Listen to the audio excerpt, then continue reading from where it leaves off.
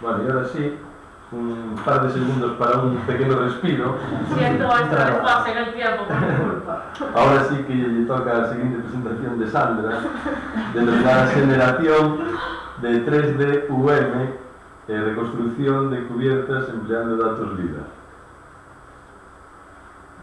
Se debe ser un trabajo muy avanzado que se quería salir antes. Bueno, este trabajo se basa en la generación de modelos urbanos en 3 dimensiones y concretamente me voy a centrar en la reconstrucción de cubiertas empleando datos LIDAR. El índice que voy a seguir es el que se presenta aquí. Haré una breve introducción, describiré muy brevemente la zona de estudio y los datos, la metodología y presentaré unos resultados que sí son definitivos. El nacimiento de los modelos urbanos en 3 dimensiones tenía una clara aplicación en la ubicación de antenas de telefonía. Sin embargo, el tiempo nos ha mostrado que los campos de aplicación de los modelos urbanos son múltiples y se han multiplicado durante estos años.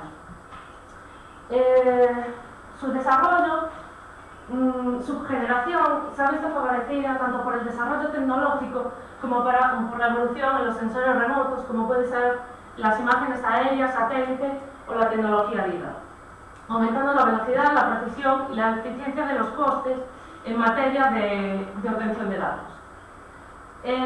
La tecnología LIDAR consiste en la emisión de un pulso láser que llega al terreno y es retornado al sensor. Entonces, a partir del cálculo del tiempo que tarde ese rayo en volver al sensor, junto con la velocidad de la luz y la posición del sensor en el momento de emitir el pulso, somos capaces de georreferenciar ese punto y obtener las coordenadas X y Z de dicho punto. Aunque la tecnología LIDAR nació hace más de medio siglo, no fue hasta el desarrollo de los sistemas GPS que se pasó de ser una realidad, un prototipo, a una realidad comercial. No podemos pensar que generar un modelo urbano es una tarea fácil, pues las zonas urbanas son zonas complejas donde se entremezclan edificios de diferentes tipologías con vegetación. Y fundamentalmente estaremos ante 2 etapas, una de identificación de esas construcciones y una vez identificados pasaríamos a la fase de reconstrucción. La zona de estudio es la misma que en el caso anterior. Se ha delimitado una zona en el municipio de Guitiriz, presenta una orografía suave y existen diferentes tipologías constructivas que se mezclan nuevas construcciones más modernas con tipologías constructivas más tradicionales. En este caso, los datos que se han empleado ha sido una autoimagen del PENO de 2007, datos LIDAR de alta resolución con 8 puntos por metro cuadrado y también cartografía 2D obtenida mediante métodos topográficos clásicos, que está en el marco del proyecto fin de carrera de Pablo Fernández. En cuanto a la metodología, la he dividido, al igual que en el caso anterior, en 3 fases. La primera, extracción de características, atendiendo a 2 fundamentalmente: el proceso de reconstrucción y, como mencioné antes, toda metodología requiere un proceso de evaluación de los resultados. En el primer caso, el reto era identificar las líneas de cubierta, de cumbrera, para identificar la tipología. A partir del modelo normalizado se generaron las curvas de nivel de 25 centímetros y también se generaron los máximos locales. Los máximos locales se obtuvieron empleando el software de Finians y aquí tenemos 2 ejemplos.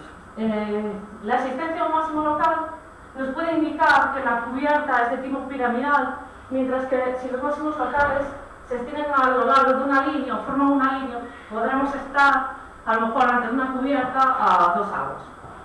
Entonces, esto nos permitió identificar a priori la tipología de cubierta.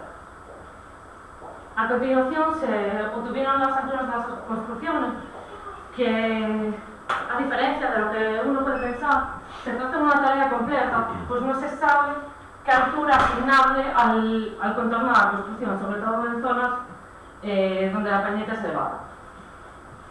En la fase de reconstrucción, lo que se hizo fue seleccionar los puntos de cada faldón, y mediante una interpolación polinómica se generó una superficie que mejor definía ese valor. Mediante una intersección se obtuvo la línea de Cumbrera. Todos estos datos se importaron en SketchUp para su modelado final. Y finalmente, el proceso de evaluación de resultados. Se seleccionaron 25 puntos de control en las cubiertas de los edificios y se aplicaron estándares internacionales para cuantificar el error, entre ellos el RMSE y la precisión. En el primer caso, aquí he traído un ejemplo de la iglesia de Guitry y vemos como este máximo local nos indica esta cubierta tipo piramidal y aquí podemos identificar, por ejemplo, una cubierta a los años. Allí he mostrado la imagen de las edificaciones clasificadas por tipo de cobertura.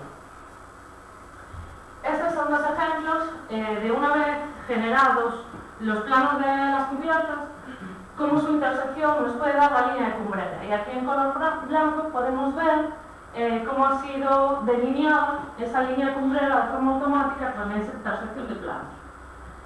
En cuanto a la precisión, destacar un RMSE en cuanto a la elevación de casi 40 centímetros y una precisión al 95% de confianza de cerca de los 75 centímetros. Y ya finalmente quería mostrar algunas limitaciones que me he encontrado en este camino, y es que he necesitado manejar diferentes softwares para llegar a estos resultados.